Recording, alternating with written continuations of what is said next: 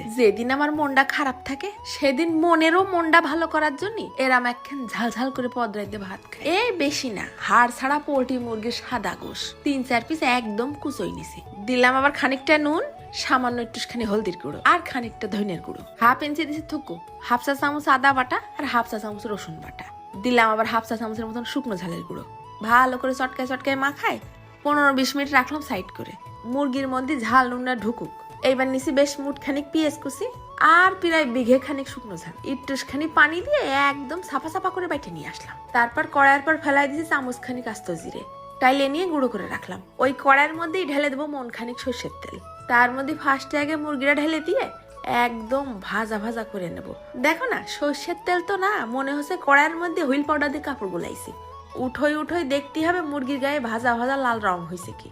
এরপর বেশ একটু মুসমুসে ভাব হলে তেলটা ছাইকে নিয়ে মুরগির পিসগুলো উঠে রেখে দেবো।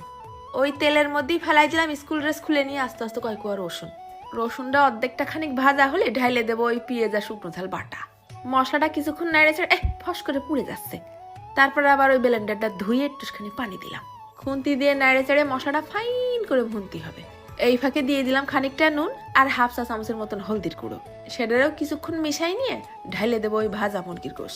মশলার সাথেও মুরগির গোশটা কিছুক্ষণ নেড়ে চেড়ে ভুনে নিতে হবে নে। মশলাটা খানিকটা ঢুকুক। এখন আর পানি টানি কিছু দেবো না, তেল উঠা উঠা ভাপ করে নেব। এই পর্যায়ে পাটাটা মাথায় তুলে নিয়ে এসে ছিটোই দিলাম ওই জিরে গুঁড়ো। এরপর সব একসাথে নেড়ে চেড়ে মিশাই নিয়ে একদম শেষ পর্যায়ে ছিটোই দেবো 2 পিস লেবু চিপড়াই আর দিয়ে দিলাম খানিকটা ধনেপাতা কুচি। হয়ে গেছে রান্না। ঝালখোররা কনে আছে, ভাত নিয়ে এসে চুলোর পিঠে বসো। বেশি না, 1 চামচ তুলে দিবানে, খাইয়ে কান্তি কান্তি বাড়ি যায়নি। তো এই মুরগিটা কিন্তু শুধু সাদা ভাত না, রুটি পরোটা খিচুড়ি দিয়েও খাতে পারবানি।